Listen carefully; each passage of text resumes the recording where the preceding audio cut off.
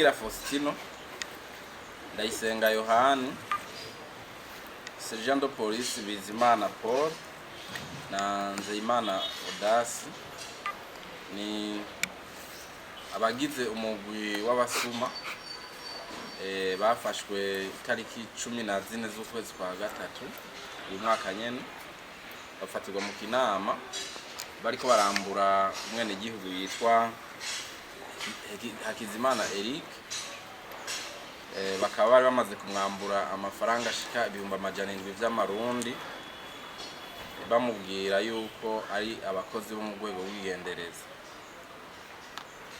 Bamaze gufatwa rero bagafatana n'itonga ayo mafaranga mu min barabajijwe kandi baremeye ubwo bubisha bariko barakorera umwenegihugu.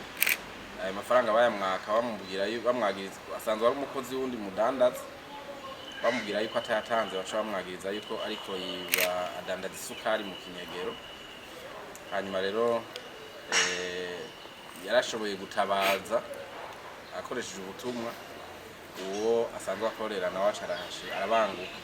Abo bantu bamaze kwitura inzego babona gufatwa n'amatohoza abona kubandanya neza. Murabona ko muri aba bane harimwo n'inyamiramabi isanzwe kandi iri mu kazi ikorera hariya nyene mu kinama. Dufatiye kuri ibi rero twagira dusubire ubwa mbere na mbere dutera ivyatsi iyi ngendo y'aba bantu bakora ububisha butandukanye harimo n'ivy'ubusuma biyitiriye inzego cyangwa abategetsi indongozi zitandukanye, mbere hakabamwo n'uwo bari muri izo nzego yataye umurongo akubaka agakora iryo bara yambaye n'umwambaro igihugu camwambise w'izo nzego. Ibi rero ni ibara umunyamiramabi bwa mbere hoho aba babisha batumurongo si benshi n'umwe igica gikorwa rero ni nk'iki nyene baca bafatwa bakambuga ujya mwambaro w'inyamiramabi bagaca bakorerwa idosiye bagaca gutungane hamba bakazoca bafutwa n'umuntu ko urwego rw'inyamiramabi izi nzego zigendereza n'izindi nzego za leta ntibariho kugira ngo baze gutoteza umwenegihugu mu kumwiba canke mu kumukorera ububisha bundi butandukanye. Bariho ku neza umwenegihugu kugira ngo bamukingire we n'ivyiwe.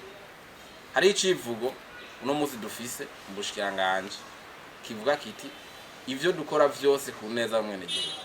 No kuvuga umukozi wese wa leta ategeza kugira wiwe ico civugo ivyo akora vyose bibe ku neza umwenegihugu. Ico gituma turarika abenegihugu bose umuntu wese ariko aribwa ariko aragirirwa nabi ahubwo yiture zino nzego.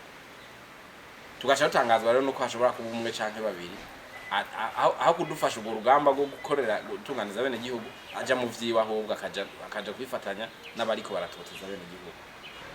Ibi tubivuze incuro twama tuko turabisubiramwo tumaze kubivuga incuro nyinshi tugabisha abenegihugu mugabo biratubabaza umunyamiramabi biratubabaza cane kubona abantu baguma bagwa mu mutego twamaze kubagabisha mu incuro nyinshi.